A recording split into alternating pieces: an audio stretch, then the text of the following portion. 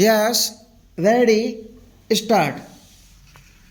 The annual budget is also an opportunity for the government to outline its priorities for the year to come.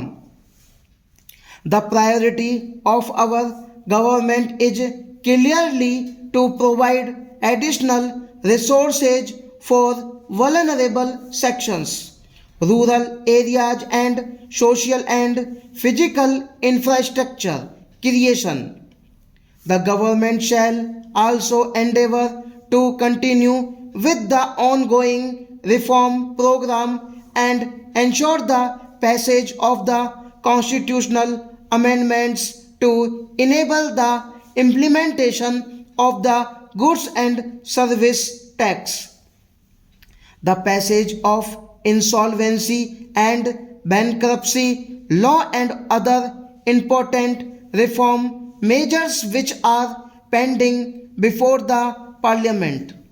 Additionally, as I will detail later, we will undertake significant reforms such as the enactment of a law to ensure that all government benefits are conferred upon persons who deserve it by giving a statutory backing to the Aadhaar platform, bringing significant changes in the legislative framework relating to the transport sector so as to free it from constraints and restrictions incentivizing gas discovery and exploration by providing celebrated marketing freedom, enactment of a comprehensive law to deal with resolution of financial firms, providing legal framework for dispute resolution in PPP projects and public utility contracts, undertaking important banking sector reforms and public listing of general insurance companies and undertaking significant changes in FDI policy. Our agenda for the next year is therefore to transform India in this direction. My government proposals are therefore built on this transformative agenda with 9 distinct pillars. Let me first take up agriculture and farmers' welfare. We are grateful to our farmers for being the backbone of the country's food security. We need to think beyond food security and give back to our farmers a sense of income security. Government will therefore reorient its interventions in the farm and non-farm sectors to double the income of the farmers by 2022. Our total allocation for agriculture and farmers welfare is rupees 33,000 crore.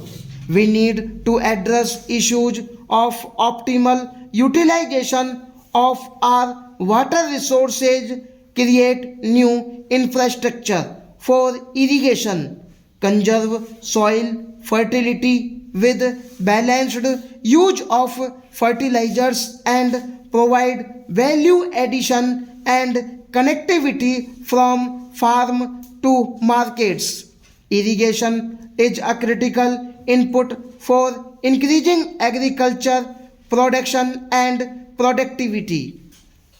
Out of 141 million hectares of net cultivated area in the country, only 46% is covered with irrigation. The Pradhan Mantri Krishi Sinchai Yojana has been strengthened and will be implemented in mission mode 28 lakh hectares will be brought under irrigation under this scheme. Implementation of 89 irrigation projects under AIBP which have been languishing will be fast tracked. This will help to irrigate 80 lakh hectares. These projects required rupees 17,000 crore next year and rupees 86,000 crore in the next 5 years. We will ensure that 23 of these projects are completed before this financial years. A dedicated long-term irrigation fund will be created in NABARD with an initial group crops of about rupees 20,000 crore. To achieve all these, a total provision of rupees 12,000 crore has been made through budgetary support and market borrowings. Simultaneously, a major program for sustainable management of groundwater resources has been prepared with an estimated cost of rupees 6,000 crore and proposed for multilateral funding. At least 5 lakh firm ponds and dug wells in rain-fed areas and 10 lakh compost pits for production of organic manure will be taken up. By making productive use of the allocations under MNREGA, the soil health card scheme is now being implemented with greater vigor. Through this, farmers get information about nutrient level of the soil and can make judicious use of fertilizers. The target is to cover all 14 crore farm holdings by March 2017. Rupees 300 crore has been provided for national project on soil health and fertility. Besides, 2,000 model retail outlets of fertilizer companies will be provided with soil and seed testing facilities during the next 3 years. Fertilizer companies will also co-market city compost, which increases the efficacy of chemical fertilizer. A policy for conversion of city waste into compost has been improved by the government under the Swachh Bharat Abhiyan to increase crop yields in rain-fed areas, which account for nearly 55,000 of the country's cultivable land. Organic farming is being promoted. Towards this end, the government has launched two important schemes. First, the Paramparagat Krishi Vikas Yojana, which will bring 5 lakh acres under organic farming over a 3-year period. Second, the government has launched a value chain based organic farming scheme called Organic Value Chain Development in Northeast region.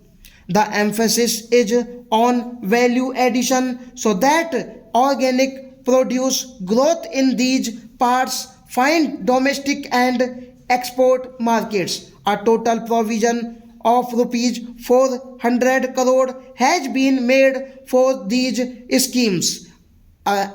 Access to markets is critical for the income to farmers. The government is implementing the Unified Agriculture Marketing Scheme, which envisages a common e-market platform that will be deployed in selected 585 regulated wholesale markets stop.